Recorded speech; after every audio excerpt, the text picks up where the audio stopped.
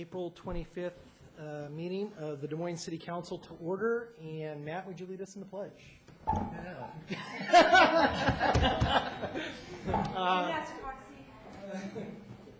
pledge allegiance to the flag of the United States of America and to the republic for which it stands, one nation, under God, indivisible, with liberty and justice for all. Good job, Matt. Okay. Let the record show that all council members are or will soon be present. Okay, Tony, is there any correspondence? No, Your Honor. Okay. Before we get into comments from the public this evening, what I'd like to do is have the candidates come up in the order by alphabetical by last name and choose a card from up here. We will be, and that'll determine the order in which you speak. The cards run from ace, which is low, to 8, which is high, one for each of the people considering or who are applied for the appointment. And we will go from the highest card down to the lowest. So whoever chooses the 8 will go first, whoever chooses the 7 will go second, etc. So David Litowitz, would you come forward and pick a card, please? Is he here? Okay. Dave Markwell.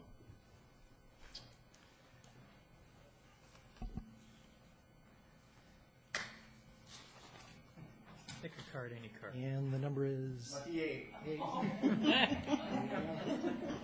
Happy birthday. Okay. Jim Melia.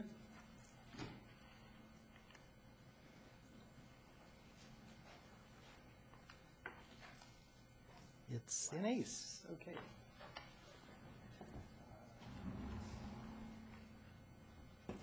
Patricio Mendoza.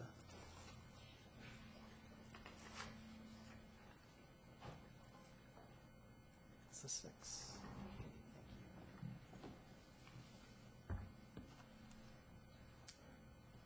Jeremy Nutty.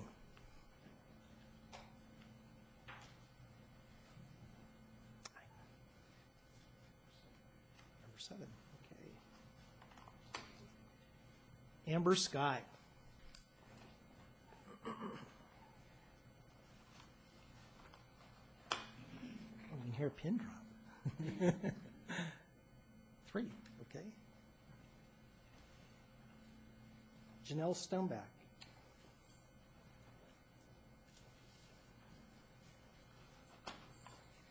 4. And Kenneth Taylor.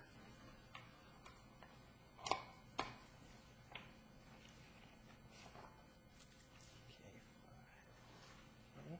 And Mr. Litowitz will be. Okay. So. I will say I spoke with Mr. Litowitz this afternoon, and he told me he was putting his opening statement together, so I assumed he was going to be here. Okay. He's If I'm not mistaken, I believe That's your time. it's his birthday too. So Oh, okay. yeah, it's 2 Davids, both trying for the council, both birthdays. Come on.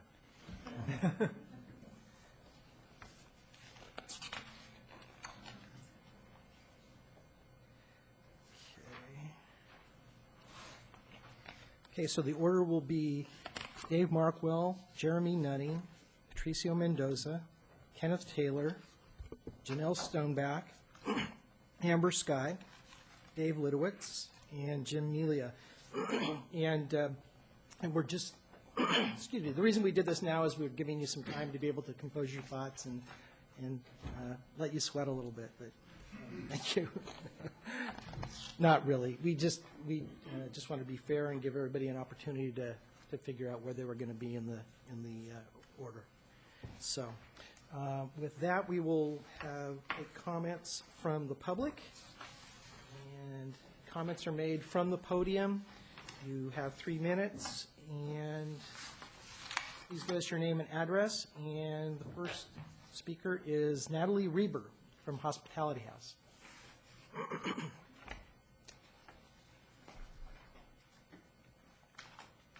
good evening. Thank you for having me. My name is Natalie Reber, and I'm here representing Hospitality House.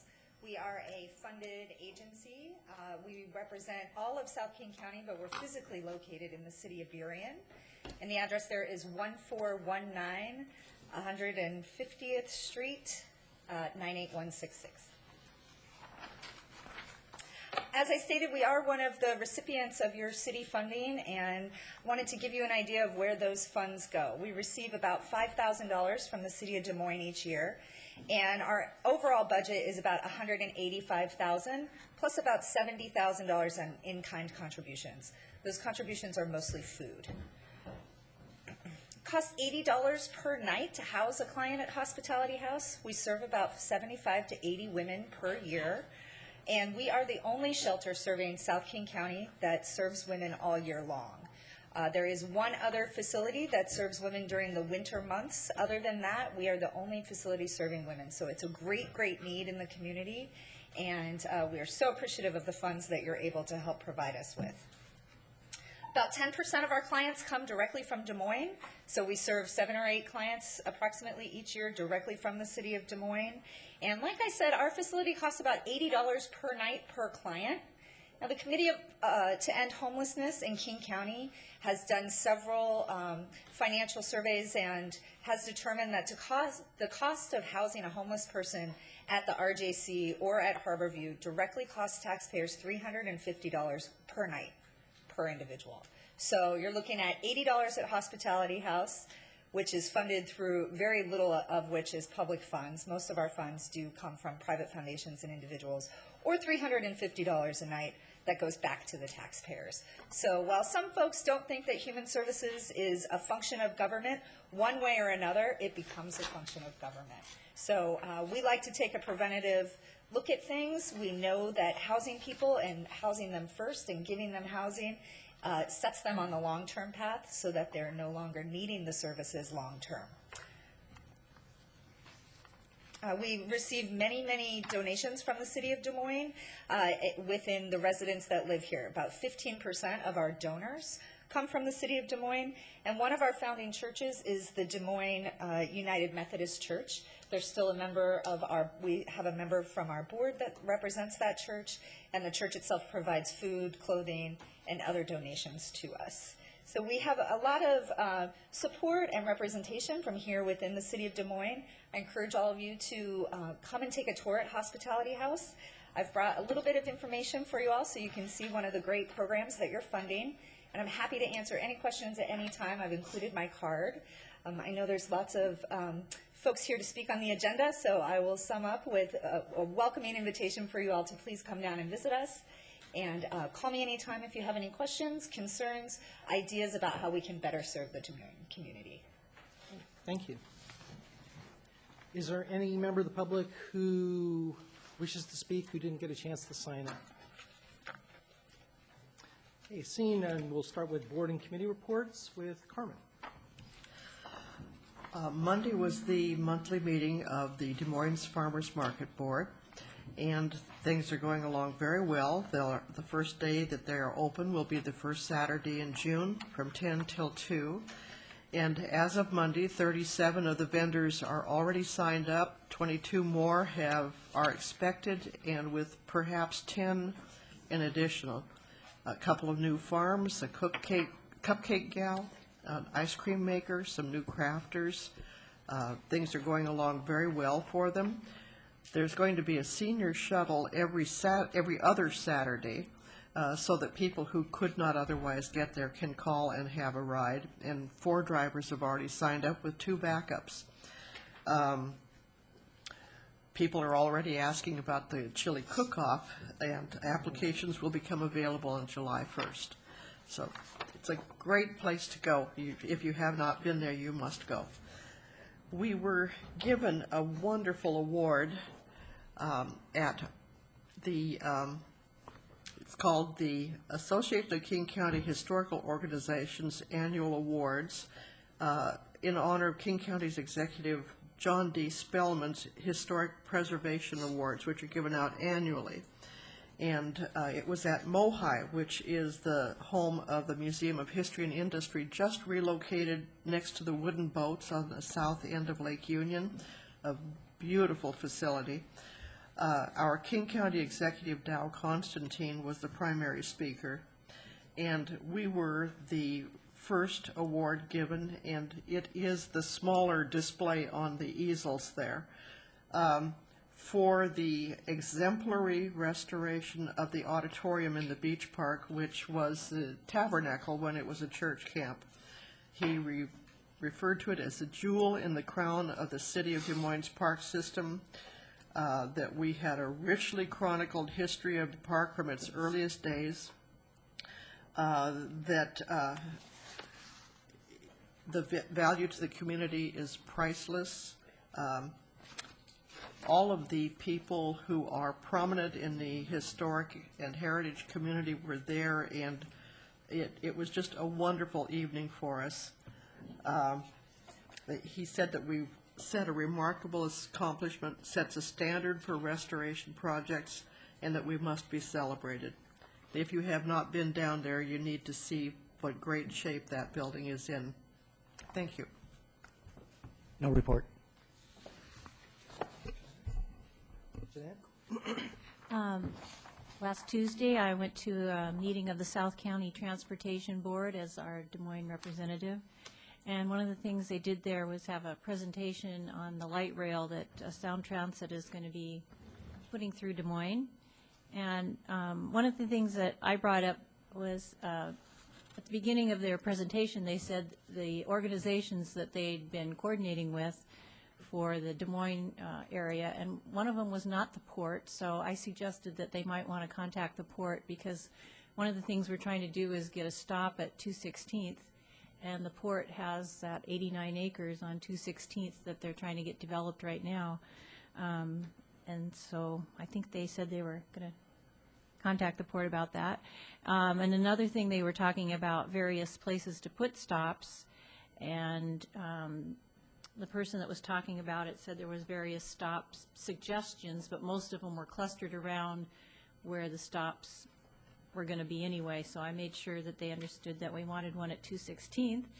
And then after the meeting, I talked to the woman from Sound Transit about an alignment on I-5, because we were hoping that it would go to I-5, and I asked her if they were going to be looking at 216th stop locations even on the I-5 alignment, and she said yes, they were. So that would be nice. That's my report. Thank you. Yeah, No report tonight. Melissa.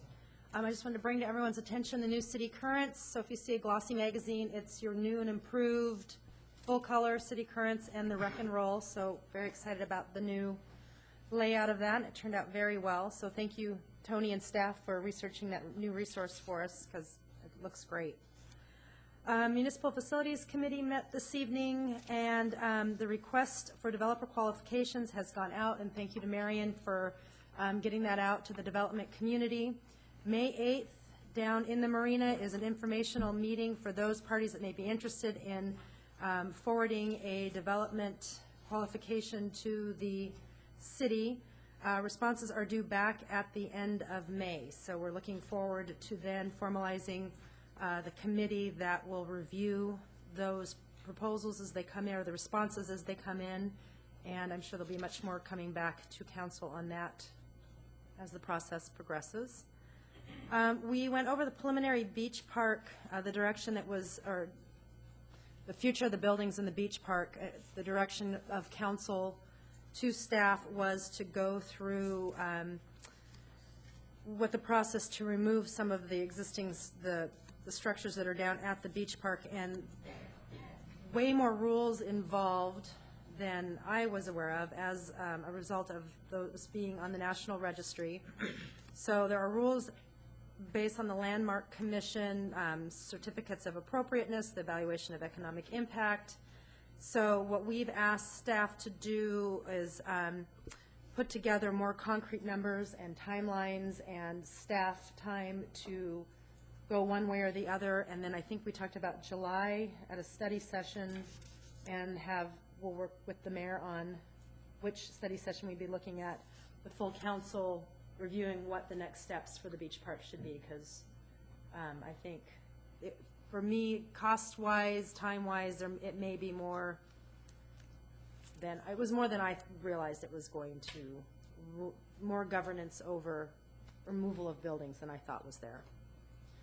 And then finally, discussion over the beach parking, or the marina parking. We've had requests from residents and people who use the marina in the evenings, some increased security for the people using the marina, the parking down there.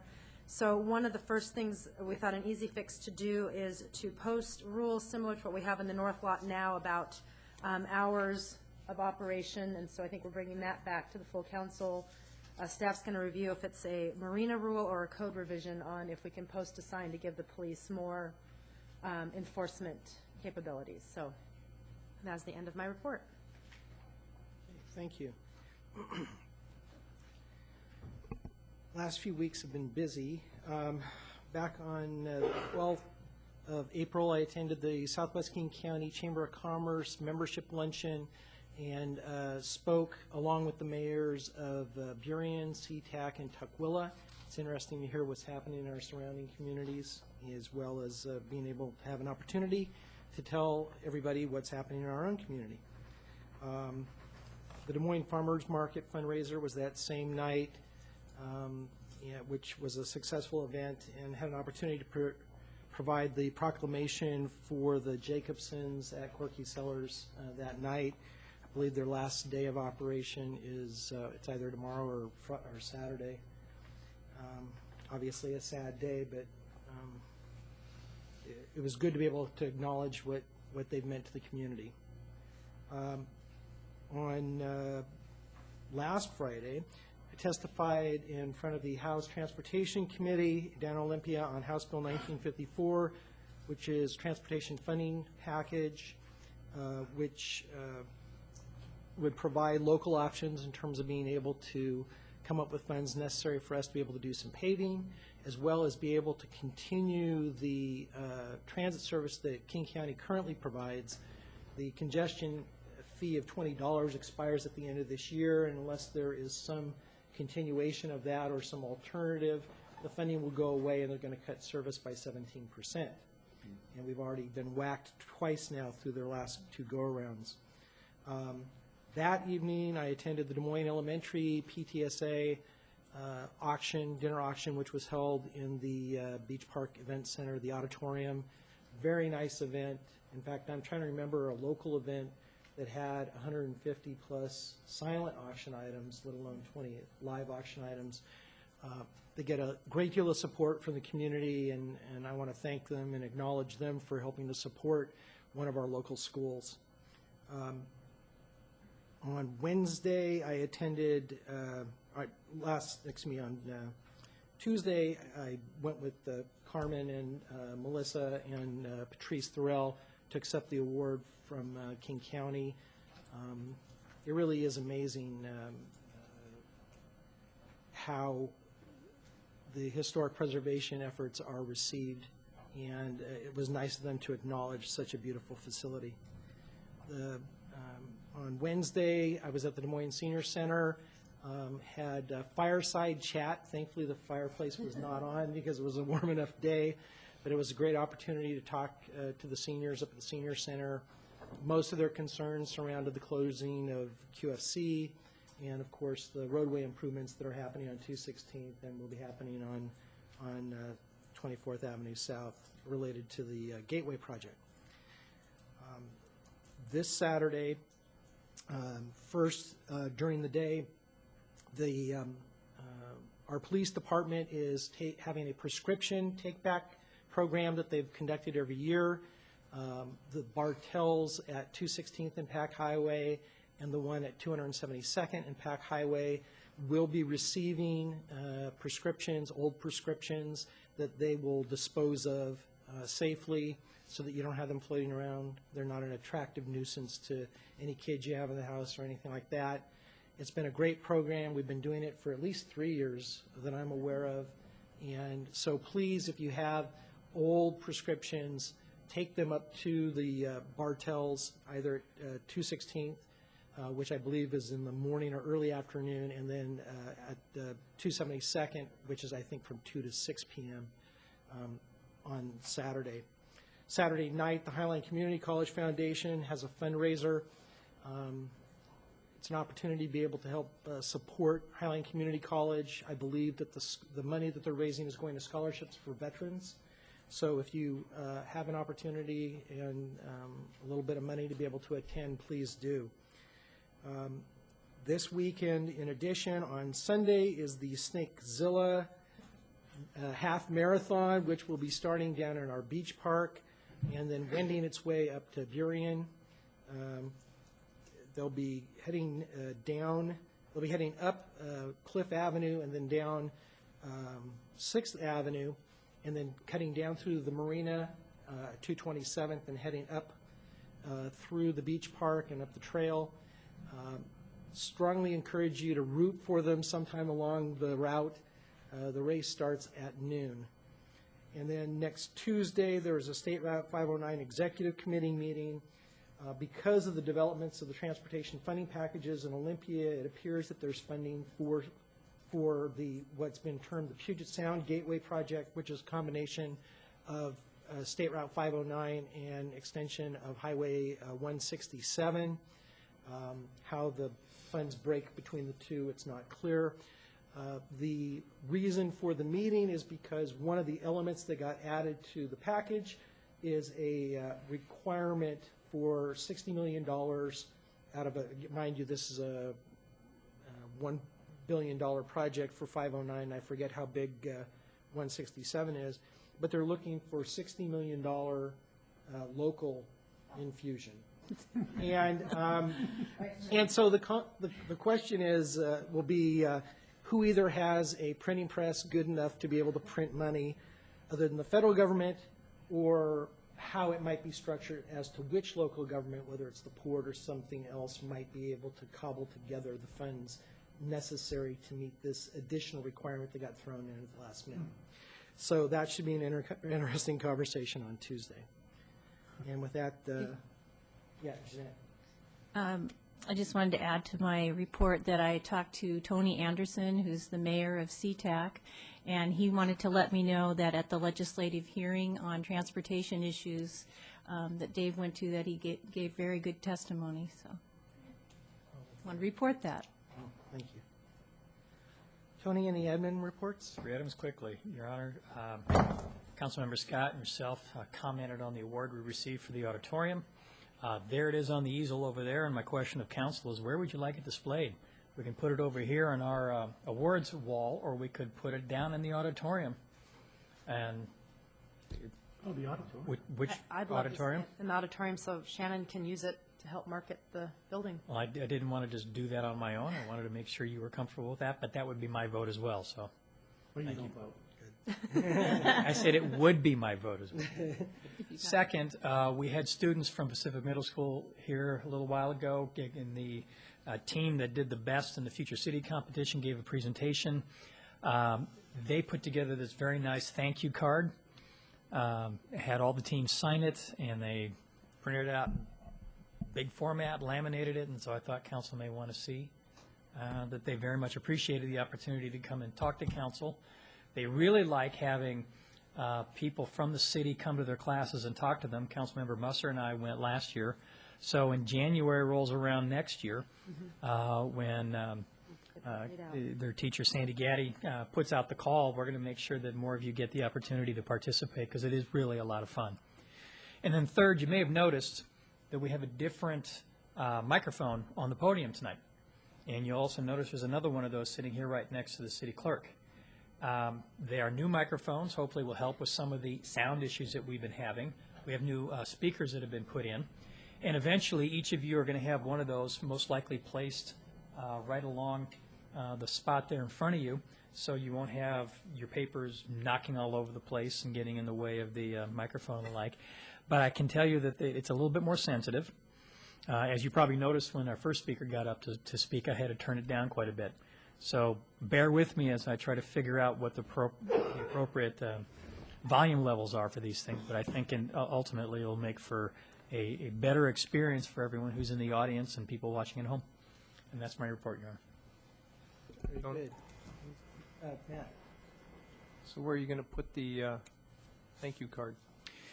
You know, I have to think about that. It was rolled up, so it needs to be put into a frame of some sort, but we have a lot of room on the back wall there. I think we could. I think I should go in the city manager's office. What do you think? No, I actually think it needs to be displayed. no room on the wall. We've got spot on the back wall and so forth. I'd like to do that. We can do that. Clerk will read the consent agenda, All please. right. Item number 1, approval of minutes. Item number 2, approval of vouchers. Item number 3, franchise agreement for the Zayo Group, second reading. Item number 4, mayor's appointment to the utility occupation tax for Des Moines Streets pro and con committees. Item number 5, task order assignment for design permitting of the Lower Massey Creek Channel Modifications Project. Item number 6, CMAR right-of-way dedication. Item number 7, Transportation Gateway Project, South 216th Street, Segment 2, 18th Avenue South to 24th Avenue South, King County Metro bus stop improvements. And item number 8, settlement agreement with MVG LLC for the South 223rd Culvert Replacement Project. And that concludes the consent agenda, Your Honor. Is there a motion to approve the consent agenda? So moved. Second. Motion made by Councilmember Scheckler, seconded by Mayor Pro Tem Pina. Is there any item that a council member wishes to present? I don't wish to have one removed. I just want to let our audience know, since there's prospective city council members out there, that even though the consent agenda is read quickly, and we will probably pass it quickly, that it's more than 3/4 of the packet that we reviewed for the week. Oh, go ahead, scare them. And the only other thing I'd like to note in terms of the consent agenda is that on the approval of minutes, it's actually for approval of the amended minutes for April 4th and amended minutes for the April 6th council retreat. There were a few things that were caught in editing. So with that, all those in favor, raise your hand and say aye. Aye. Motion passes. Now do we come to our final agenda item.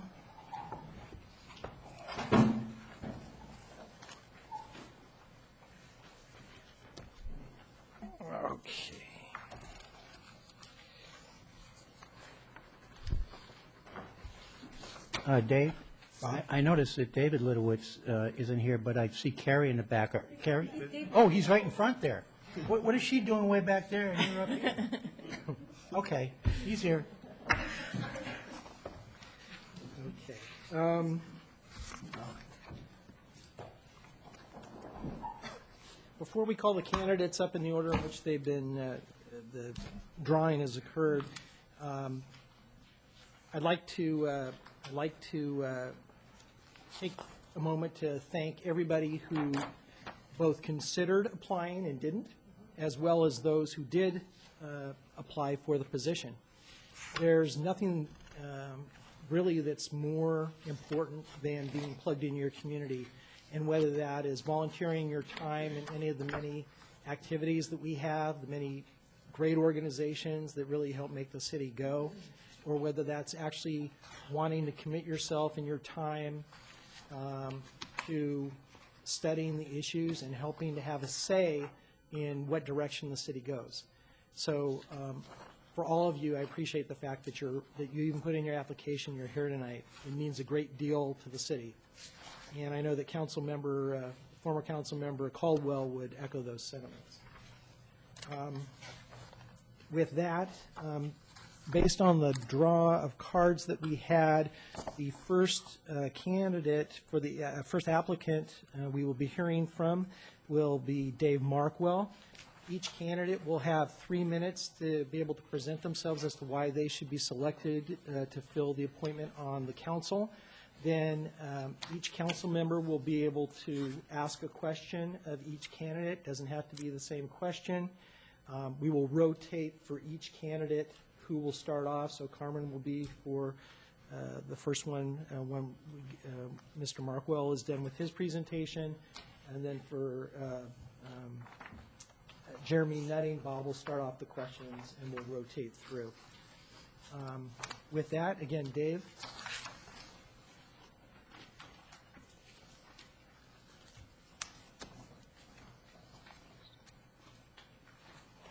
Hello. I am Dave Markwell. As of today, I am a 44-year resident of this community. And during that time, I've come to understand it in many different ways. I have a perspective having grown up here and seen its history through those years. I worked for the city for off and on 12 years, roughly starting in 1988. And this is only significant in that probably in the mid-90s is when I actually started paying attention to the community, to what was happening policy-wise, how those things affected the residents. Currently, I'm a business owner in town, and I have been for 10 years, first as a real estate agent, and then currently running my Waterland CrossFit business. And I'm also a parent. And I think as far as a representative of the community, I think it's important to have an understanding of the different elements that a community consists of. I think I have a good understanding of those, the various perspectives that are out there, understanding that making policy affects people. And namely, it affects me as well as being one of those people. So I think some empathy and understanding of the community and what the implications of policies are a vital component to any candidate, any representative.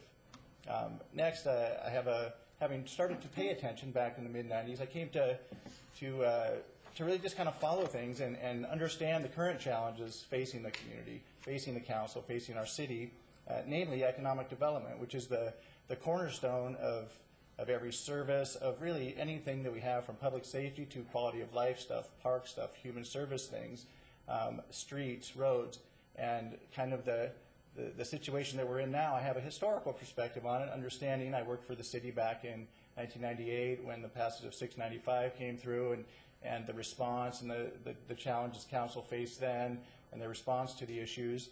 And I think that's an important understanding to have, as well as understanding the resources that we have to face those challenges, to find solutions to where we are. Going along with my history here, and my real genuine interest in the community, it's inspired me just to be passionate about it. I've been interested, I've been involved, I've been an engaged citizen with service groups and volunteered and been to every event we've had. And I think I define passion as the things you think about when you don't have to. So it's not a job, it's a passion. I have been genuinely interested in these things, and these are things that I think about when I don't have to. And I think that allows me to not get discouraged in the face of some really fairly daunting challenges that we've had here, when I've seen the economy decline and services be sacrificed, things that are important to me, important to the quality of life here, be at risk. So I think combine and my understanding of the community, the challenges we face, and a passion to find solutions make me a strong candidate. Okay, very good. Carmen? Would you be interested in also running for election, or are you primarily interested in the short-term position? I would say undecided at this point, Carmen. Interested, yes. Whether I would pull that trigger, I would not commit to that at this juncture. Thank you. Well, that was a question I was going to ask, and I might as well give a heads up to most of the candidates. Probably will be asking that question of most of you, not all of you. So, well, thank you, Dave. You've answered that question for each other. Jeanette? I don't have one, sorry. Okay. With your historical perspective, working for the city, having had a business here and so forth, understanding the council's budgeting challenges, what would be your priorities, or I guess what would you say the council's priorities should be when we're budgeting? With the current budget, or I think council priorities is economic development. In terms of the current budget, what services I think are more vital? I guess I'm not sure exactly of the question. Well, we sometimes you are looking at trading this for that, and so when you look at the core mission of what you think the council should accomplish and how it serves the city, I'm just asking what you think, that the top priorities need to be looked at, need to be considered. And you can answer more, I mean, it can be more than one thing. I'm not trying. Well, I mean, I think public safety is always at kind of the top of the list. But down from that, I mean, I think that the quality of life things, I mean, I think roads, are important, but I think parks are important. I mean, it's like which child do you like more? Those things are all kind of vital to a viable community in which people want to live. And this is where I live. I think the current council, I mean, I think the priority for me is revenue. It's not figuring out which is, more. It's creating revenue. I think we've got some tremendous resources that we can leverage. I understand what they are. And I'm, again, I mean, I think that would be my focus would be on revenue, because that, again, is kind of the cornerstone of all those services. And I know that we've done a lot of very hard cuts to things that a lot of people care about, including me. Thank you. Melissa? You served on the Marina Development Committee, and as I reported tonight, we've sent our requests for qualifications out to developers. As a long-term member of the community, what do you see as our first priority in the Marina development? A restaurant. Yeah, an inclusive restaurant that genuinely serves the community. And that's the thing, the Iroquois Indians, forgive me for this, but they have a philosophy of planning that's called 7-generation planning. And I am very committed to this being a community that sustains itself. I don't, it's nice getting the one-time monies for this and that, but I don't want to compromise the things that we have, the unique character, the unique ambiance, all the things that make Des Moines my hometown that I know are great for money. I think we have, especially in the Marina, which really defines Des Moines as unique and as special. So I think that whatever's there has to be consistent in maintaining what we have that is going to be a genuine benefit to the residents here first and the surrounding communities as well, I hope. Thank you. I take it you've had an opportunity to see what the council's goals and objectives are for the year. Are there any you disagree with? No, not really. I mean, I think, frankly, I mean, I think you guys have done a great job in responding to the challenges that we're faced with some of the downtown zoning changes, the highway stuff, the Port Viad area, and really a commitment to those things. And I'm, as a resident, very, very happy that that's the direction that you've taken, some pretty bold actions that I think are necessary to get something happening. Jeanette? I've thought of one. Okay.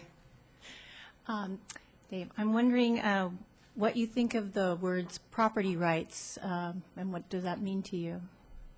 I'm all for them. I mean, it means many things. I mean, there's a lot of different contexts. I mean, as a homeowner, I have zero interest in really anybody messing with my stuff.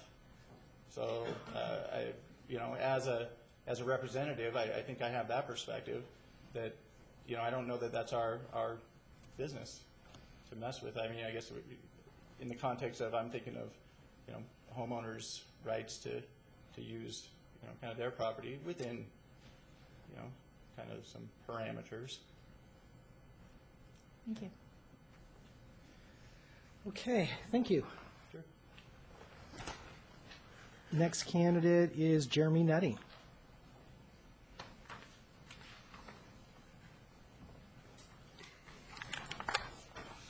For those that don't know me, I'm Jeremy Nutty. I've been in the community for 11 years.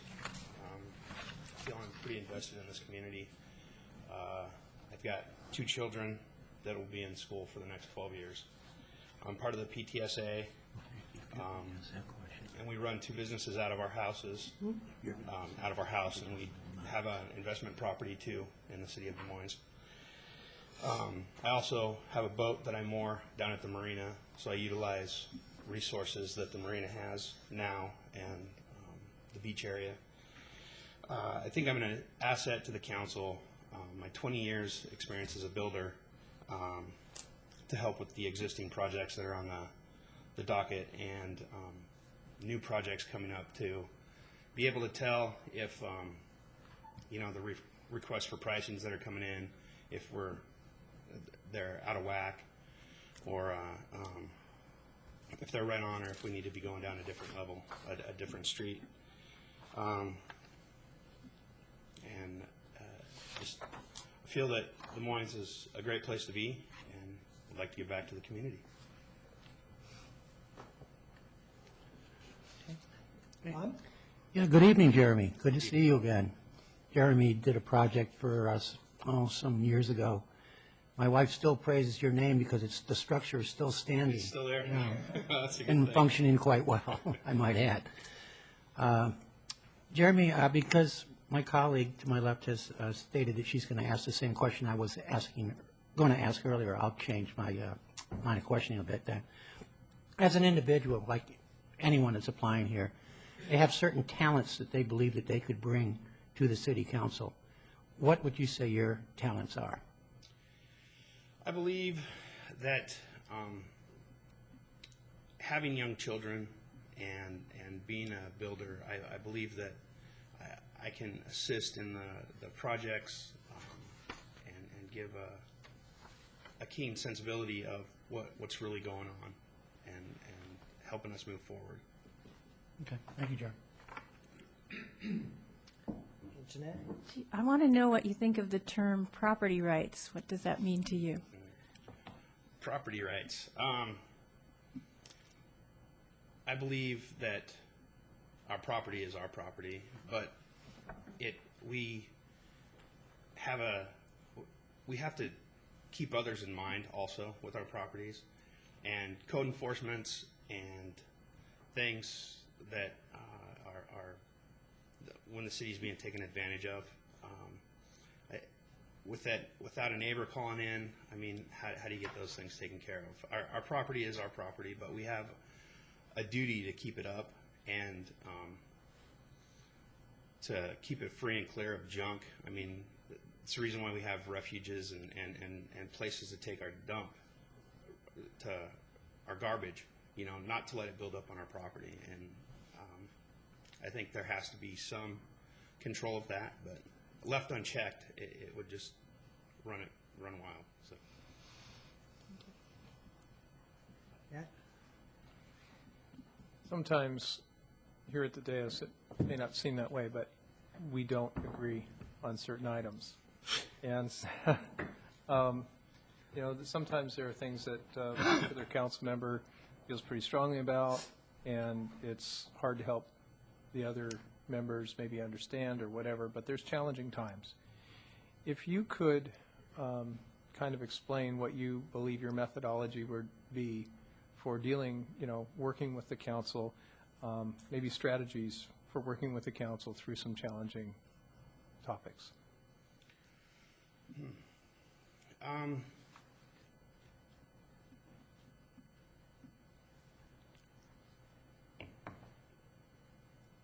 I think when people feel strongly about the subject that they're on, asking everybody to take a step back and to come back at it with a clear mind, and even yourself, if you're one of those people, taking a minute to at least try to understand what the other one's saying to resolve the issue.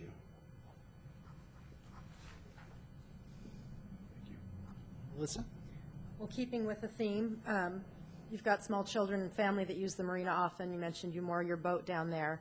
As we've got a request for qualifications out with developers, what do you see as our primary objective when redeveloping economics on the marina floor?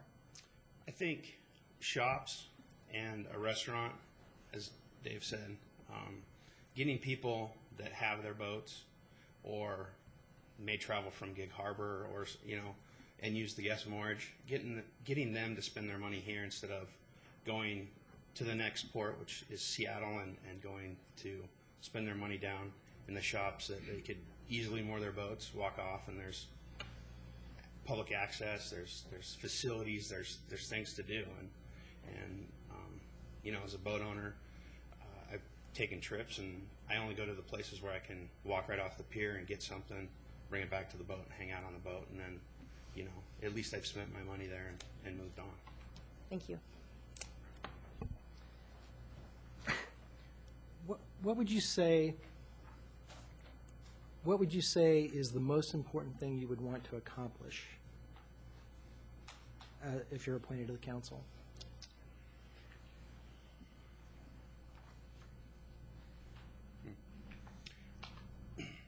Well, that's a tough one. You guys have got a lot of projects that are on the books.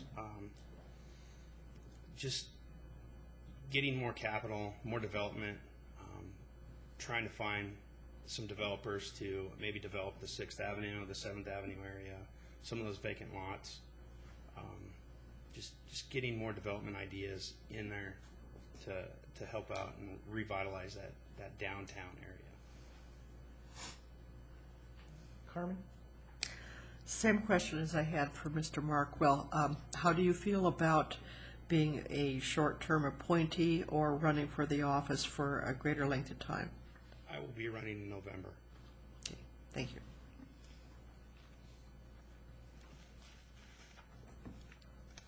Okay. Thank you. Patricio Mendoza.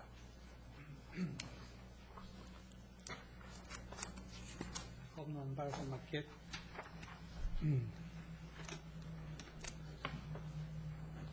First, let me say I'm sorry that Mr. Caldwell has to resign from the council. I hope that my appointment to fill his unfinished term will allow me to accomplish some of the things that he had planned to achieve when he ran for this seat in the last election, and I wish him a speedy recovery. It's my understanding that the job of the City Council is to pass resolutions, ordinances, and policies. One of the greatest honors of my life was August 13, 2002, the day I became a citizen of the United States of America. I learned that I have the right to participate, be more involved, and also make a difference. I learned the responsibility that comes with my right is to be a good citizen, to work hard, to make a difference, and to participate. Even I was born in Chile, I feel I belong to this country, this community that welcomed me when I opened my business and I make it the most my home. Community who treat me with respect and dignity. Today, when the opportunity to be part of the group of these fine people and have the same right and opportunity to serve my city, I feel obligated to do my best. I learned that I could become someone who could help our city remain the wonderful place I found when I came into Des Moines. I'm proud to live in Des Moines. My family and me, we've been involved in many local activities, which I've participated as many others, volunteers or judges. I've been lucky to have been a member of the Moines Lion Club that honored me with the American flag given to me by the representative of the state, Aaron Smith, in 2002. I was also a member of the Kiwanis Club, and I'm presently a member of the Des Moines Rotary Club. Des Moines is a beautiful place to live and raise a family. I've been able to operate a successful business in downtown Des Moines for the last 17 years. The last few years have not been as prosperous as well I would like it, but I will survive. As a small business owner, I learned how to deal with many different types of people and situations, and how to handle financial decisions, and how to maintain a budget. I know how to make a decision fairly based on facts surrounding the subject. My native language is Spanish. I do not speak English yet as well, but I am still improving every day with the help of my wife, my children, and the many good citizens that I've been around. I have become aware of a growing Latino population in Des Moines, and I'm able to communicate with them. And also get along with many other ethnic groups, and I believe I can improve the city of Des Moines diversity. I have attended many council meetings and have always wanted to help, make a decision that will help improve our city and make it a better place for our families to live and to raise our children. I hope to earn a reputation as being someone who listens to what each and every citizen has to say about any issue that might come before this council. I will try to uphold all the citizen interests as I see them. These values that I believe and values that I grew up with. I will help ensure our city remain able to provide all the services that our citizens receive now, such as good road, beautiful park, public safety, senior services, and a vibrant business district. Having been involved with the world of technology, I leverage technology to promote economy growing and create a safer place in Des Moines. Could you wrap up, please? Yes. I can see other applicants, and I feel a little intimidated by the knowledge and experience of such an accomplished and qualified group of applicants. It is an honor to be included among them. Thank you. Thank you. Jeanette? Is there anything that you see or you think that we might do specifically to help the Latino community that we're not doing right now? I didn't see that much being done. I'm glad to see CMAR, and I got a good relation with the CMAR people, Jorge Madrazo and beyond. And I've been hearing from them the work on the city of Des Moines have been doing.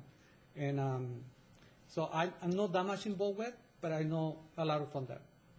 So I'm pretty pleased. Okay. Matt? Being a business owner and a resident and having family in the city, you too have kind of a little bit of a historical perspective. So if you could look at what you know of the city, our operations and so forth, what are the areas where you see, first of all, you could bring your talents and where we could increase our efficiencies? Technology, I think that's one of the things that we'd like to see growing in the city. I think it's needed.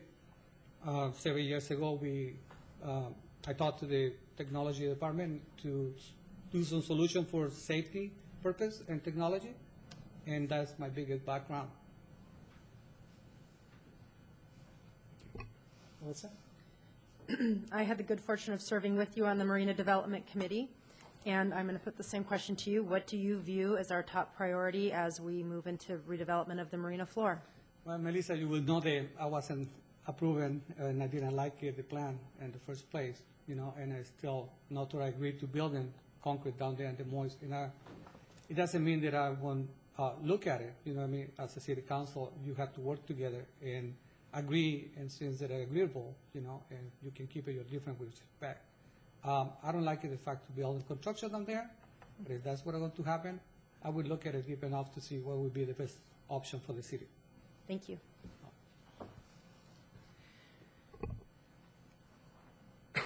Aside from the marina plan, are there any of the goals that the council set out for this year with which you disagree? I don't know too many of the goals the council have, right? I have to say, though, that I've been involved with many coffee conversations with many members of the council and also the city citizens. And I have to say, this council is pretty fair. I'm pretty sure with the situation that we are right now with the economy problem that we have, there is not too much that can be done. But this council has been pretty fair. Okay. Carmen? Same question, Patricio. Are you interested in running for the office as well?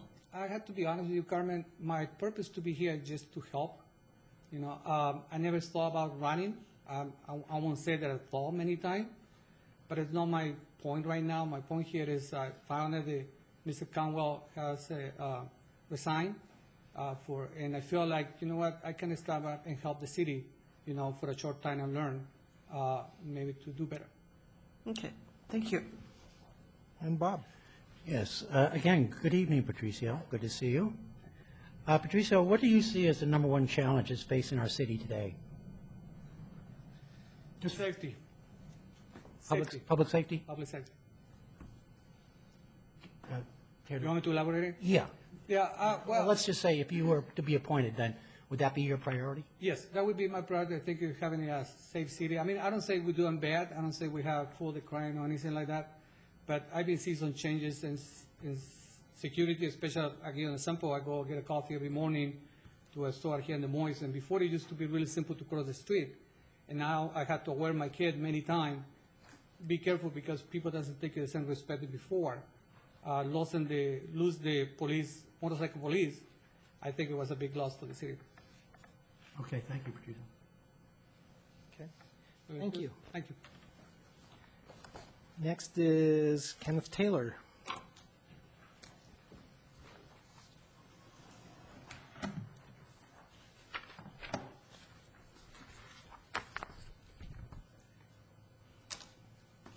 Just want to say that it's my pleasure to be here to speak to council today and tell you all why I believe that I would be a great fit for the position. I do as well want to honor Councilman Caldwell and wish him a speedy recovery and all the best for him and his future endeavors. I want to begin by saying that I definitely applaud council in their current efforts. It's been a rough time for the city, and council has definitely come forward. And when many gave up on the city of Des Moines, council decided that they would not let this city die. And so I would ask that you see my comments today as an applicant whose intentions are to serve the council to be more efficient and effective in its current mission and agenda, rather than an applicant whose intention it is to attempt to make council fit their own agenda and personal interest. In an increasingly volatile society, we must ensure that Chief Delgado and our other officers are fully equipped with the available resources necessary to handle any threat that they face. As a council member, I will collaborate with the council to ensure that our police department is fully accredited. I want to make certain that Chief Delgado has the infrastructure and tools at his disposal to make sure that our police department is the best that it can be. Our fiscal environment is complex, but it is not chaotic. While our city faces many challenges, our biggest challenge being the Great Divide, the divide between revenues and expenditures, I believe that our biggest solution to this problem can be summed up in 3 words: development, development, development. Taking cues from Matthew, Elliott, and Thomas, the winners of our Future City competition, just like an Olympic city, we must ensure that we strike a healthy balance between placing a high demand and ensuring that we are attractive to businesses and developers and protecting our natural environment. On Monday, I was able to meet a young man named Alex. He's 8 at the Marina. And as I told him that I was planning on possibly becoming a city council member, he told me that one day he hopes to be mayor. And as energetic as he is, I'm sure that one day that he will get there. And but when Alex runs for council and later takes the helm as the head of our local city, I want him to do so in an environment where he can focus solely on maximizing the potential that our great city has to offer and not have to worry about a deficit and other issues that were created by generations before him. I rest soundly in knowing that the good old days of Des Moines are ahead of us. And if I should be fortunate to receive the appointment to council, I look forward to honoring the spirit of which Councilman Caldwell served as a member of this body and doing all that I can to ensure that the city of Des Moines is the best for all of its citizens. Thank you. Matt, thank you. There's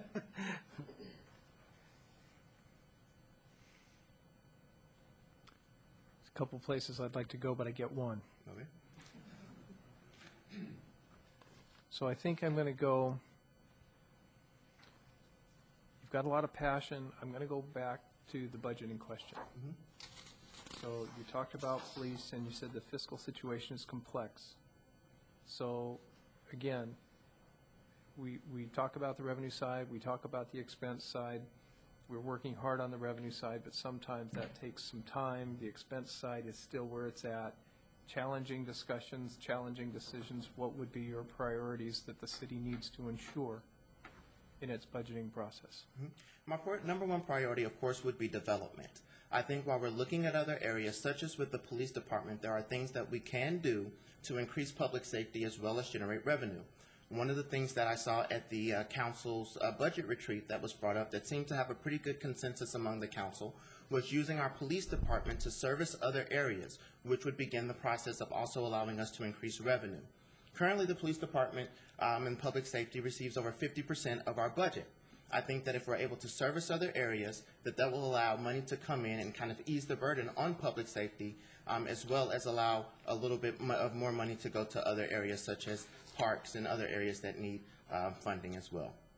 So my number one priority would definitely be making sure that we protect development and then finding other areas such as having the police department, and we also talked about, or council also spoke about, having the court to go out and service other areas. And I believe that those places would be areas where we can bring in revenue and increase revenue for the city. Thank you. Melissa. Good evening. Hi. Of all of our applicants, you've lived in our city for the shortest amount of time. How do you see that as a benefit as opposed to the other applicants? I see that as a benefit because it allows me to be at a place where I can understand, I can respect the history that the city has, but I'm not tied to it. I can come, I can bring fresh ideas, I can bring ideas from different cities, other places where things have worked well. And again, I'm not necessarily tied to the way things used to be, but I'm also a little bit more open about doing different things that will allow us to move forward and embrace the change that council mentions in its mission statement or vision statement. Thank you.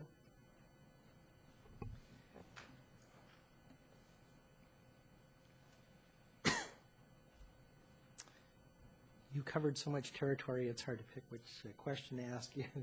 Thanks for setting the pattern, Matt.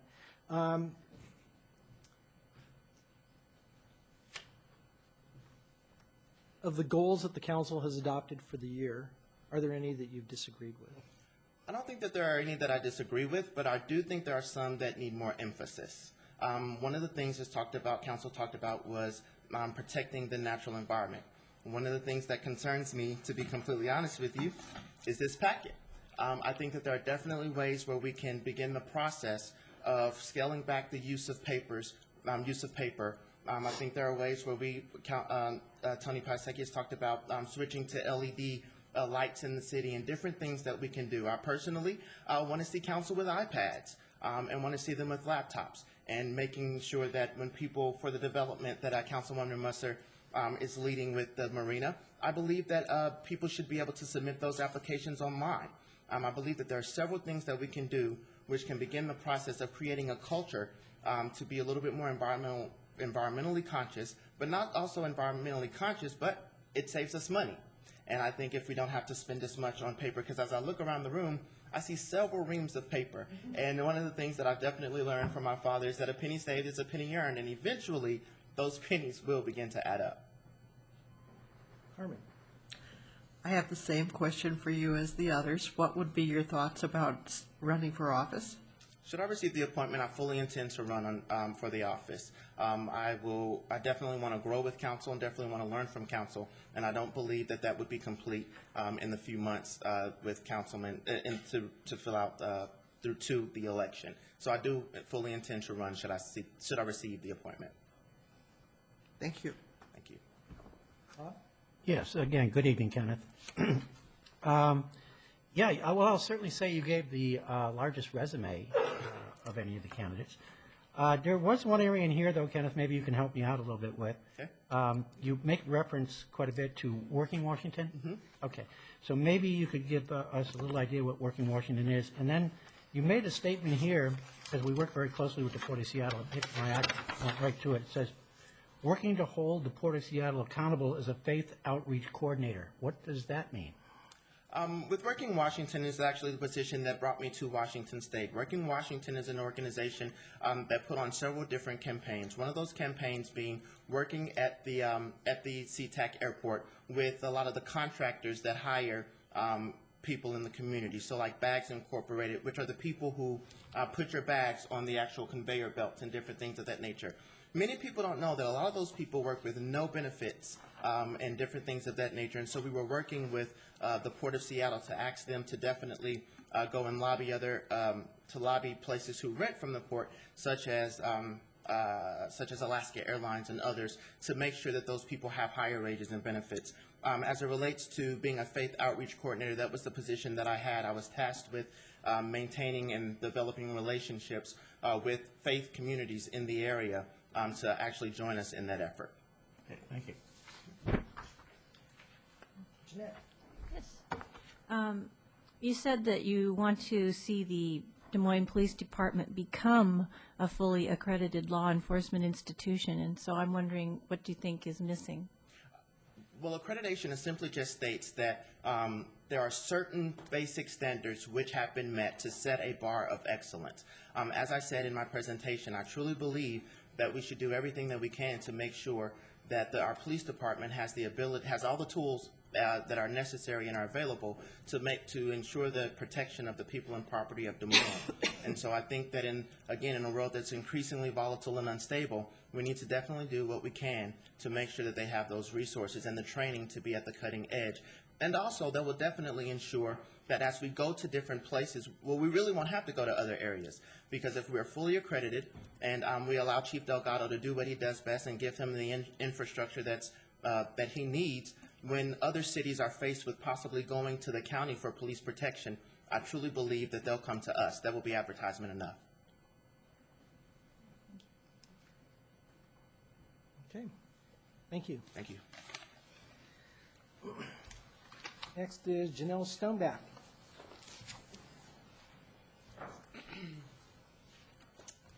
Hello. Thanks for having me here today. I'm going to read. Anyways, I would like to tell you a little about myself, my history in the community, and the surrounding communities, and how I can add value to the city. My name is Janelle Stoneback, and I live in North Hill, Des Moines since May of 2000. I have owned a small smoothie sport nutrition store called Emerald City Smoothie located in Berrien Plaza. I recently became a realtor. I live with Dan Tamborelli and have for 16 years. I have one son who is 25 and 2 grandchildren. I grew up in Top Cap, which is north of the airport. My first purchased home was in Normandy Park, west of the airport. Since 1999, I have lived on North Hill, south of the airport, so I have a good understanding of the community I currently live in and the surrounding communities. My education was the Highline School District, for which I'm a big supporter, as it is one of the backbones of our community. I am the 2012 past president for the Highline School Foundation, serving on the board since 2007. I worked on the Boundaries Committee with Melissa Musser when the district was considering sending Des Moines kids to Tyee, sending our kids out of our city to attend public school. I rallied my neighbors to get involved, even though their kids were in private school, explaining the impact this would have on our homes, our neighborhoods, and our children. This gives me strong understanding about the future generations in our community. It helps me understand the need for social services in our community. It also helps me understand the demand for community involvement to make the future of the Des Moines community vibrant and sustainable. As a small business owner in a neighboring community, I understand the need for growth and economic development. We as a community cannot survive without the development of our various business districts. I have open and closed businesses, so that helps me to understand the needs of the small business owners. When I owned my business in Normandy Park, I worked with the city to develop a merchant group. We met monthly to discuss the challenges of owning a business in a largely residential community. I was on a panel that discussed development opportunities for Normandy Park as the only small business owner. I served on the board of Discover Berrien as an advocate of small business needs for the whole business community, not just the downtown district. I shop local and support the businesses that support my communities. I have served on many boards in our community, starting with the local Little League when I had no children in the league. It was an opportunity to get to know parents and children in our community. I am a proud Des Moines Rotary board member, working hard to make Des Moines a great place to live and work. We put on many events in the community, including Poverty Bay Wine Festival, Blues and Brews Festival, dictionary distribution to every third grader in our city, and much more. I typically sit on these committees and always volunteer for the events. I'm an ambassador for North Hill Elementary dictionary distribution. I'm also a volunteer for the upcoming Code to Clover that has added a half marathon starting here in Des Moines this weekend. I've involved with C2C since it started in 2009. I am a member of Destination Des Moines as a resident and try to attend their events. I am a neighborhood block watch captain. I have taken the time to get to know most of my immediate neighbors and have become a resource to them when there are questions about what is happening in our community. If I did not have the answer, I am that neighbor that will go out and find the information. I communicate with my neighbors about what is happening within our neighborhood and within our community. I feel blessed that I am considered a leader in my community and that I can make a difference by being aware and caring about the community I live in. When there have been issues in my neighborhood, I have never shut the door to the problem. I have reached out to my neighbors and our community outreach officers to solve the problem. I love that I sit in my front yard and everything that goes by waves. This makes me feel part of a great community. I support our local government and its decisions. As a serial board member, I have learned the hard decisions that have to be made will not make everyone happy, but they have to be made for the betterment of our community. These decisions make our community livable and sustainable, keep the public safe, get the community involved, and are working towards economic growth for our thriving community. Budgets have to be sustainable or our community will not thrive. Because of budget cuts at the federal and state level, we as a community have to be willing to make sacrifices for the future generations to have a city to enjoy also. It is the job of the community leaders to educate the public about the need for their help and support on these issues. As a business owner in a neighboring community, I understand the need for city partnerships. We see this happening with not-profits all around us. This is because as partners, we reach more people and educate the community on the need for their support. It makes resources more cost-effective, sustaining those resources. Yeah. Berrien is 3 miles. Okay. In closing, I want to thank you. I appreciate the opportunity to stand before you and present my passionate feelings for my community. I want to thank you for all your hard work in our community and being leaders we need to move us forward. If appointed, I will work hard at educating the public on the issues and support our city so that it is a private community. 3 minutes goes fast. Thank you. All of you. I appreciate that. We'll start with Melissa. I know. As an active volunteer in our schools, you may have been aware that this council has had a history of supporting school levy issues, sometime contentiously. So my question to you is, what do you feel the city council's role in supporting the schools should be?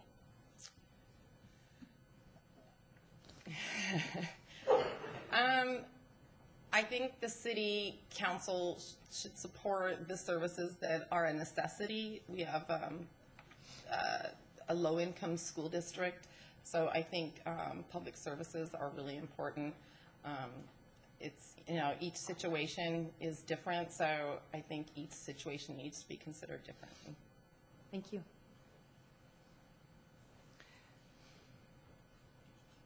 Excuse me. I'll ask the same question I've asked most, which is, are there any goals or objectives that the council set out for the year with which you disagree? I don't. Same question. Do you feel that you would run for the office if you were or weren't appointed to it? You know, at the time that I was asked to apply for the position, I wasn't really thinking about it, so at this time I have not made that decision. Okay, thank you. Okay, Bob. Yeah. Hi, Janelle. Hi. Good to see you again. I go to Rotary with Janelle and see her around town all the time, so trying to think of a question for you, Janelle, that I haven't already asked of you is kind of tough. But I think I have one, and it's similar to what I've asked before. What do you see, Janelle, as the number one challenge facing our city? Economic development. Okay, good answer. All right. Jeanette. Yes. The term sustainable development is a fairly recent term, and I'm wondering what you think that means. What specifically does development need to have to be sustainable? I think we need to consider long-term objectives, so making short-term decisions is not going to benefit us in the long term. So just making sure whatever we decide to do, that it's a trend moving forward and something that is realistically sustainable for future generations. Matt?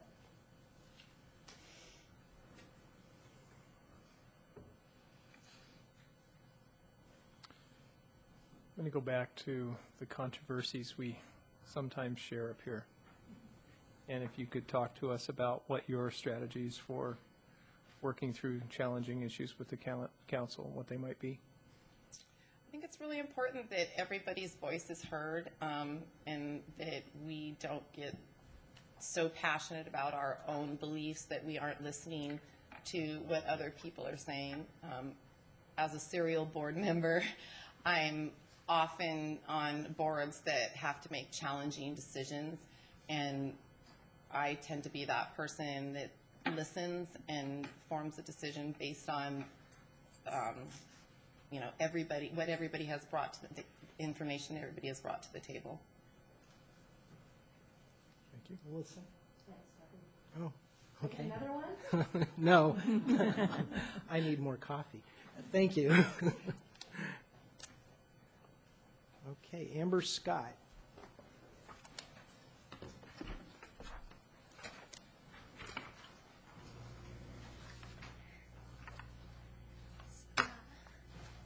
So my name is Amber Scott. I am 19 years old. Can you speak up a little bit? Yes, I'm not very good at that, but I'll try. My name is Amber Scott. I am 19 years old, and I've lived in the city of Des Moines for 14 years. I started volunteering within the city when I was 13 years old, and I became a city employee at 15. I am currently in one of Central's West Side centers. I'm actually enrolled at the Des Moines program. I'm a double major with elementary education and early childhood education, and I graduate in the spring of 2014. The volunteer things that I did, I was a part of youth council, and I have volunteered at the market for a long time, but most of you probably know that. I was recently elected to the market board, and I am currently the secretary of the farmers market board, and I was part of the Parks Master Plan Committee for, I think, like a year. And what really got me started with volunteering was I was part of the 50th anniversary committee. I tried to come up with kids' activities, and Mayor Pro Tem Matt Pina was a big help with me for that, and so was Bob Sheckley. The one thing that I would probably focus on, and one thing that I think the city already focuses on and is doing a very good job going towards that, is the economic development and promoting new businesses to come to Moines, especially because I know soon there will be a few of them that are closing that are large businesses. That's it. That's all I have to say. Okay. So I get the first one, and then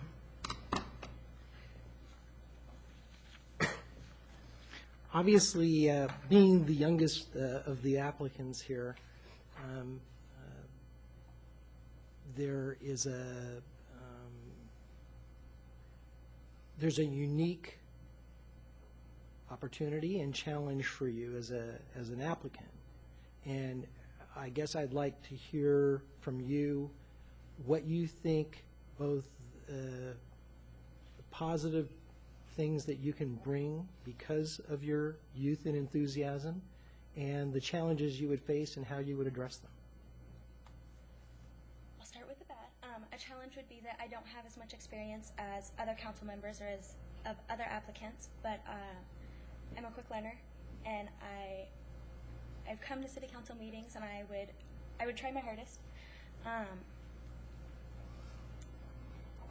Positive things that I could bring, I think that I would be a different perspective, being a college student, and I recently graduated high school and everything. Be a different perspective. Completely losing my train of thought.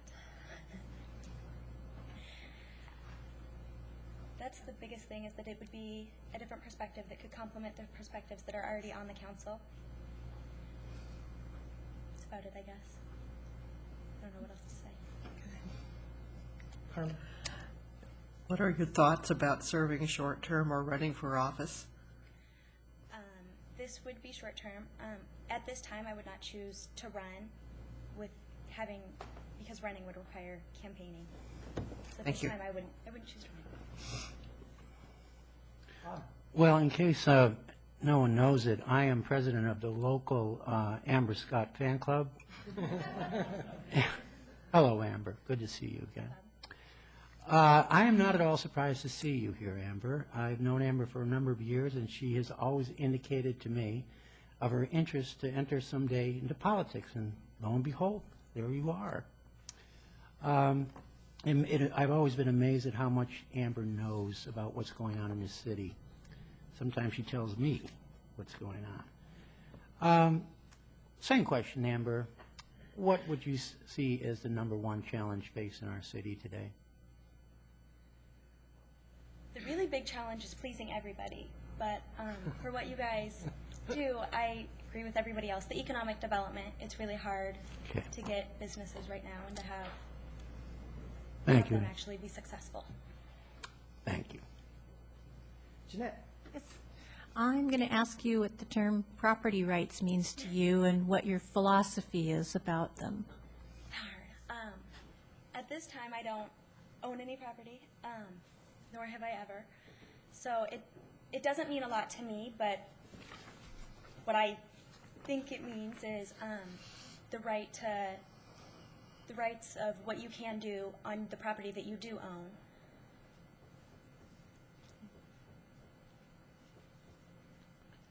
Matt? Being that you've been here, what did you say, 12 years? I have lived in Des Moines for 14 years. 14 years, I apologize.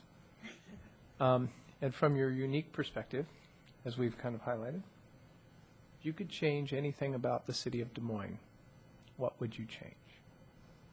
I don't think I would change anything. That's part of why I think it would be an amazing opportunity to be a part of council, is to be a part of what makes this city so great. I really love the community that we live in. Thank you. As the mother of an 18-year-old, I would predict that you and I would have very similar conversations should you gain this appointment. I mean that in a positive way, that she brings some great insight into the types of businesses we should be trying to attract to our downtown corridor. So I would ask you, as a person who shops in downtown and talks to people at the college, what are we missing? What types of businesses should we be asking to come to our city? It's a tough one. I think that, I don't want to say little shops, not necessarily like tourist shops. I think that any small business, really, somebody that would be dedicated, I don't know specifically any kind of shops, because we do have, there's a variety of unique businesses already in Des Moines. I don't know that I have anything specifically that I would look for to bring in, just. Okay. The main thing would be to bring in small businesses rather than big ones. That way it would be more of a community feel. Most importantly, what flavor cupcake did you get today? I got Funfetti with strawberry frosting and then gummy bears and sprinkles on top. Thank you. Yeah, how'd that? Gummy bears. Snuck that one in there. Okay, David Litowitz.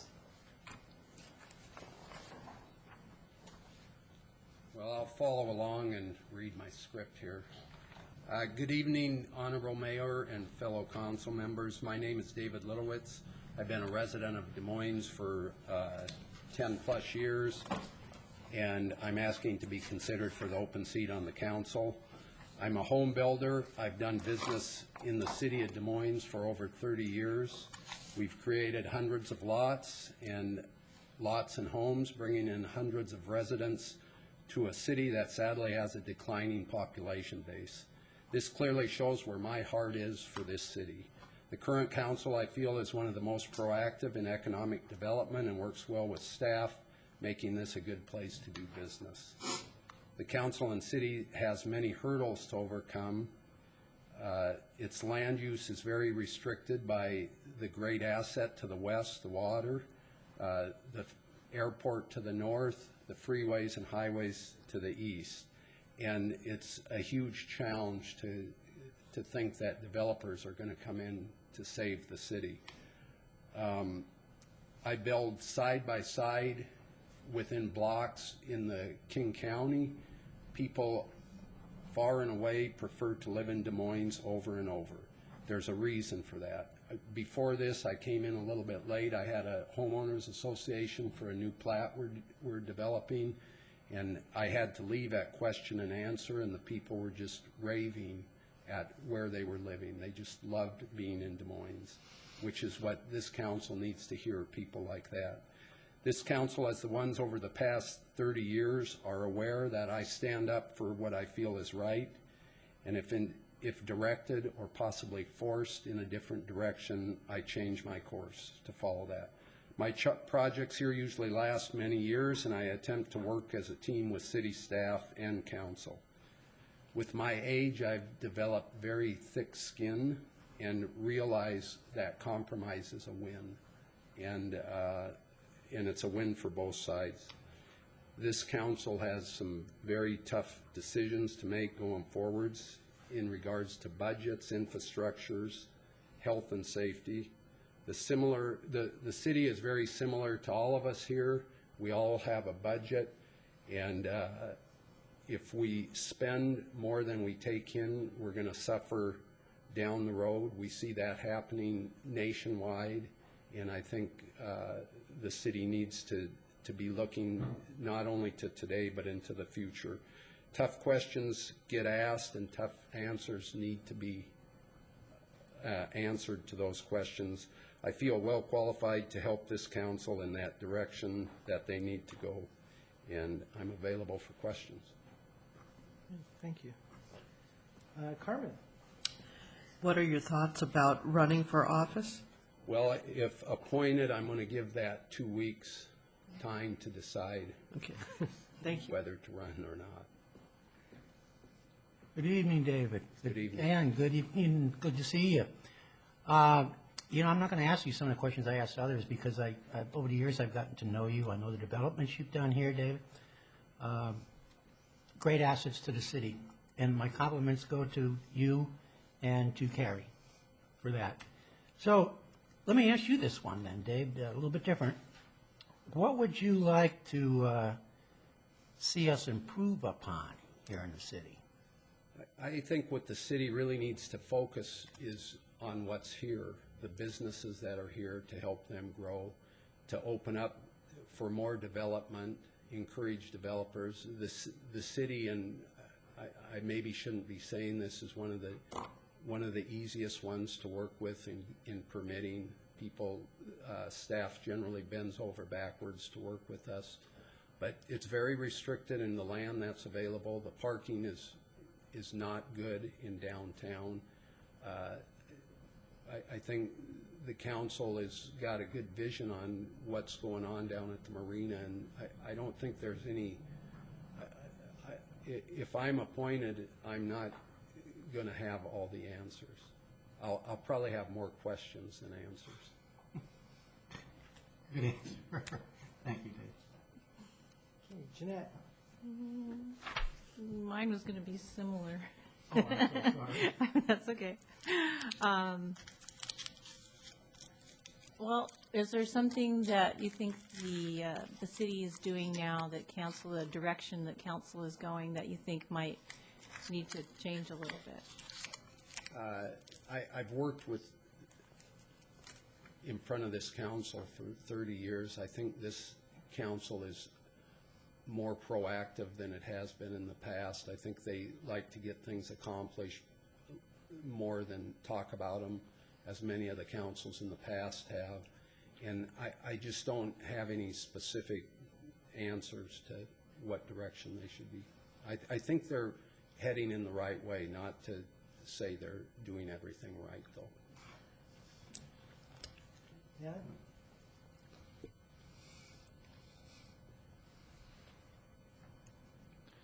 So as we look at the revenue and expenses, and we end up with those tough decisions, what would be your priorities for the city that you think should be applied from the council and the dais?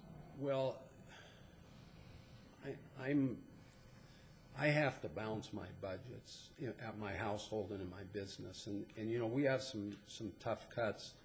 We have some years recently that have had major losses, and you know, we look in every corner. If we look to cut wherever possible, and I think this city needs to do the same thing to get the budget more in compliance with what their revenues are. I don't think any of you or any of the staff can say there's not somewhere they can cut, and I've seen it in the building department of cutbacks and cutbacks and cutbacks, and you know, our service hasn't suffered. And on the other side, I need good service from them, and I'm still getting it. So somehow they're cutting back and keeping the same level of service up. Thank you. Melissa. Okay, I'm throwing you a curveball because I have a tremendous amount of respect for your wife. I recently had a meeting with Chief Delgado on the issue of human trafficking and the growing issue that it's becoming for our city. So my question to you would be, what policies or action should the city be considering on this growing issue? Well, I think it's a real tragedy, and I think it needs to be a public-private relationship. Some of these lives are just really ruined for lives in this human trafficking, both sexual and kind of the illegal workers here. And I think there just needs to, I went to one meeting, and like the gal had said, recycling, no one used to recycle, but if it's in front of people long enough, we all start recycling or get shamed into that. And she said the human trafficking is the same. We need to get it out and get the word out. And I think wherever we can get those resources, and I think the private world outside just the city has tons of support for that too, and I think it needs to be a partnership. Thank you. as you know, we have a diversity of housing stock in Des Moines of varying quality and in different locales throughout the city. And as redevelopment goes forward, there's going to be impacts on those communities, a lot of whom are immigrant communities. South King County, Des Moines, and otherwise is obviously significantly impacted by having affordable rents or low rents, and therefore is an attractive place for immigrants and others to come. The question is, what happens as we redevelop? What types of things do you think we should be considering or taking into consideration in terms of the impacts on those communities? Well, I don't think we want to displace those people, and we need to find a way, you know, to essentially give them a fishing pole instead of a fish for dinner, and we need to get them out of kind of where they're at. There's a lot of public programs that help to pay that, but that doesn't necessarily get those people where they need to be.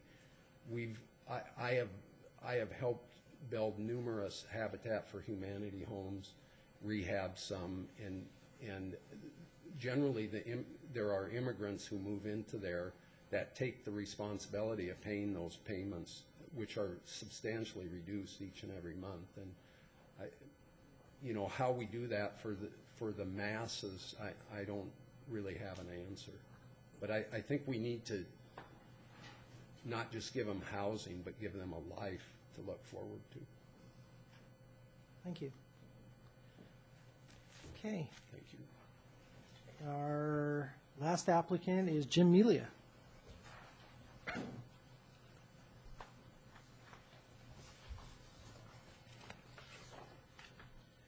Before I start, I want to congratulate Amber for having the initiative to be here. I think this is phenomenal. My name is Jim Melia. Good evening to everyone. I've been a resident of the city of Des Moines for 38 years. I've been a citizen of the city of Des Moines for 3 years.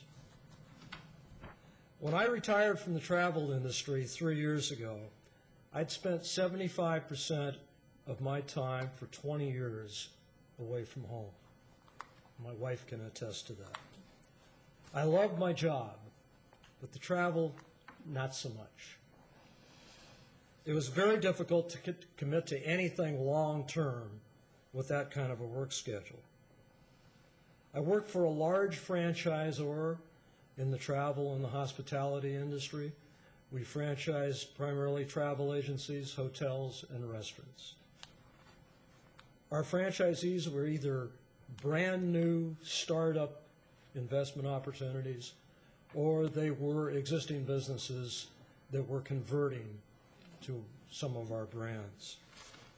My job was to assist these new owners in all aspects of their business.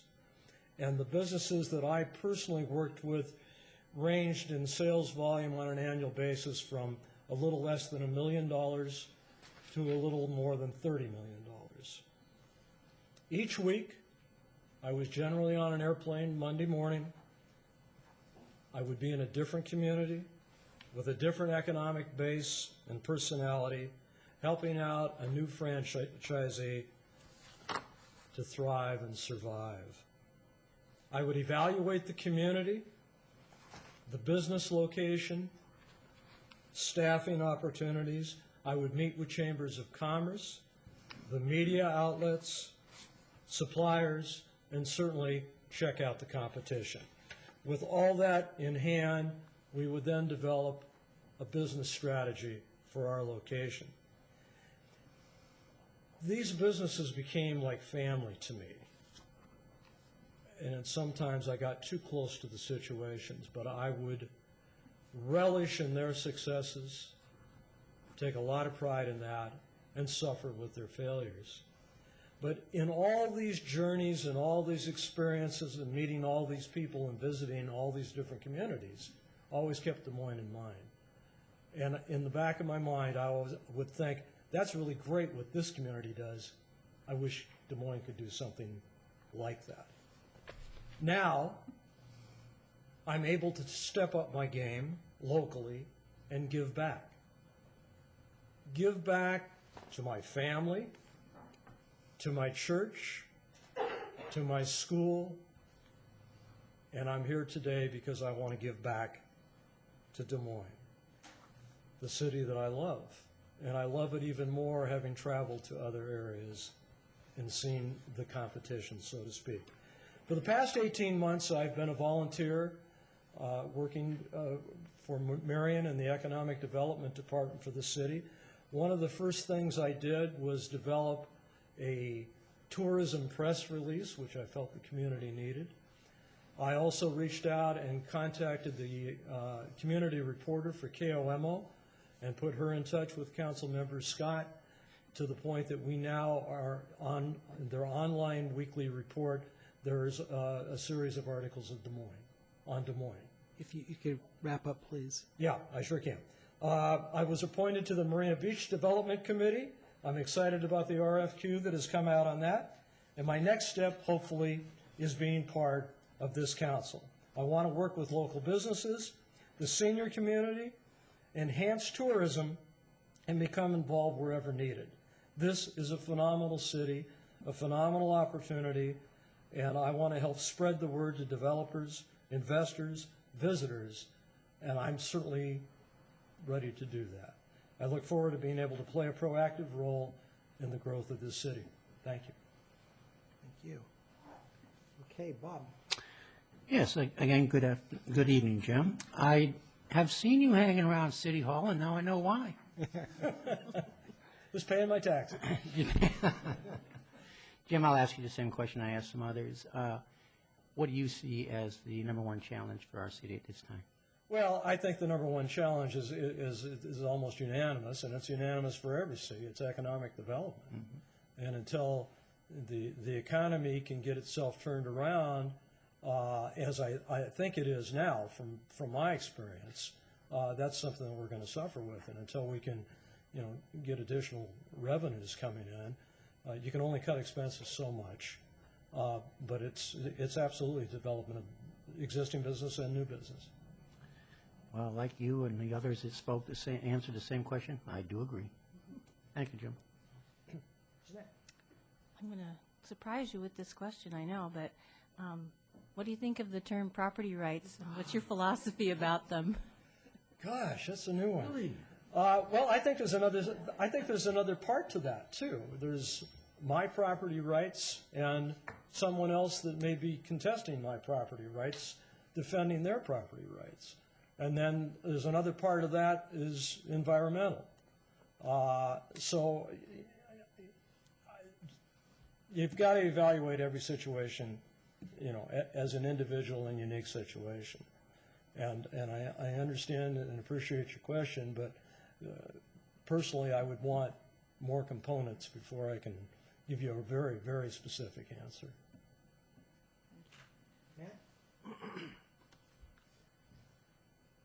Again, I think your comment about our #1 challenge being, economic development, trying to help the revenue side of the balance sheet.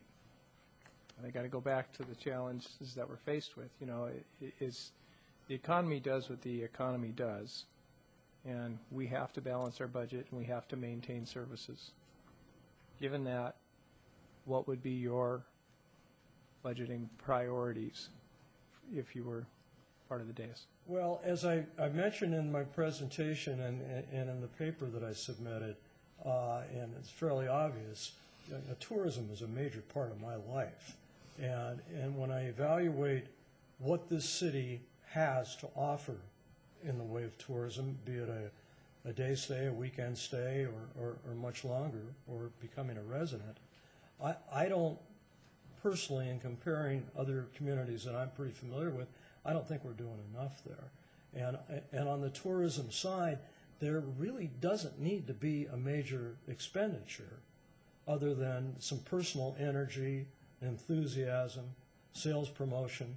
I mean, we've got a captive audience up at the airport of tens of thousands of people that work there that I think we need to, using the Waterland card, for example. reaching beyond what we do with our mailings and our handouts and so forth. I think that would be just perfect to go to different airline organizations and use that with their employee group. You know, I don't think we're doing a good enough job of that yet. But again, I'm going to hang my hat on tourism because that's pretty much what I know best. And in examining what we've done here, you know, in the time that I've been able to work with the city, I think we can do a whole lot more, and I know I can play a major role in that. Thank you. Melissa? As our southernmost applicant, you live near the Woodmont area. God, I thought you were going for age. Oh, no. How can our council be more proactive in involving and informing our Woodmont and Redondo residents? Well, that's a good point, and I hear that over the garden fence every so often. And that's, you know, it's Des Moines. Everybody thinks Des Moines, and they don't think, well, I'll roll Woodmont up into Redondo. And I was, having been away so often, I wasn't aware that Redondo was even part of Des Moines until I started working with the city. And obviously right there, I think we need to do a better job of publicizing and promoting. I don't think the Woodmont people really feel left out. I would think that the community of Redondo and the associated businesses there, they probably feel a little more left out. And Redondo's done a lot of improvements with the boardwalk and, you know, all that's down there, but I don't think a lot of people know that. Thank you.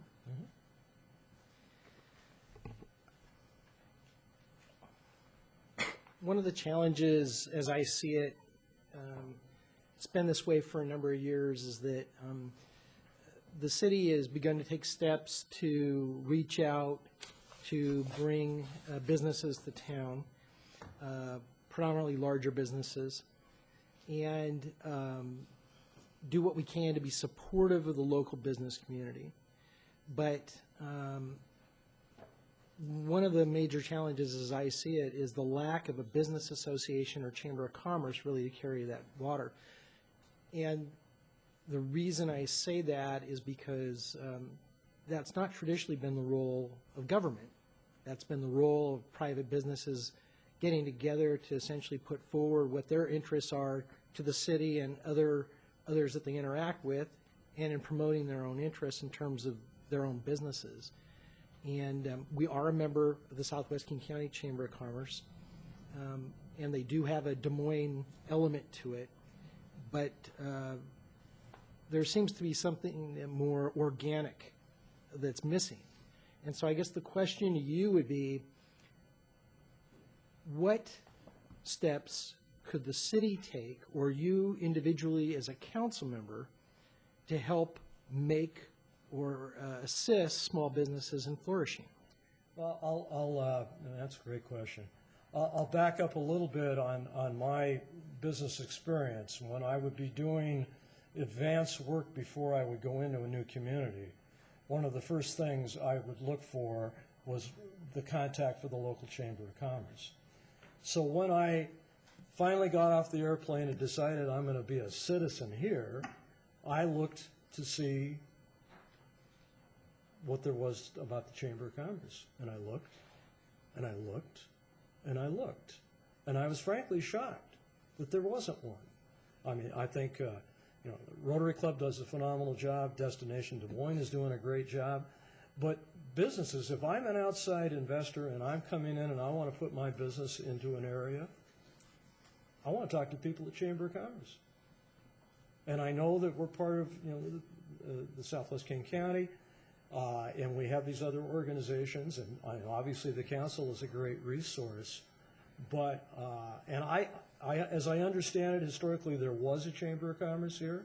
I don't know the circumstances as to why that's not here, and I don't know what it takes to put a Chamber of Commerce back in business. But I would highly recommend it, and I would do whatever I could individually as part of this council to see if we could make that happen. I think that opens up an awful lot of doors.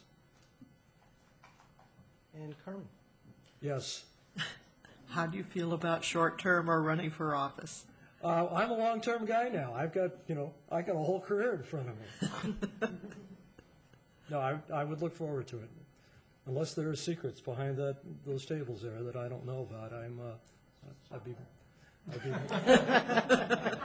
I'd be more than happy to take a proactive role in making better things happen. Well, I think our question, though, was, would you run for Yes. your term? Okay. Okay. Very good. Thank you.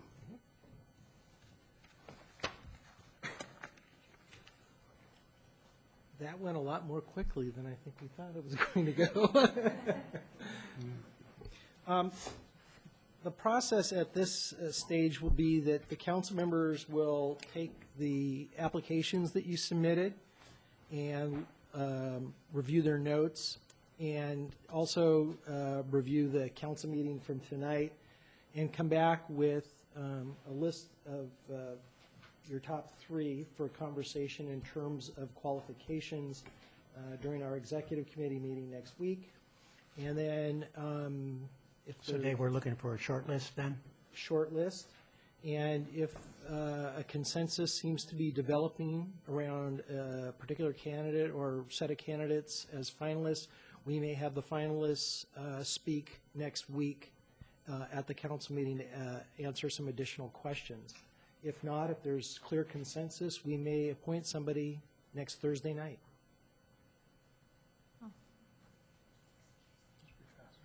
I thought it said May something. 2nd. May 2nd, okay. Yeah, that's next week. Move to adjourn. There's been a motion to adjourn. Is there a second? Second. Motion made by Councilmember Scheckler, second by Mayor Pro Tem Pina. All those in favor, raise your hand and say aye.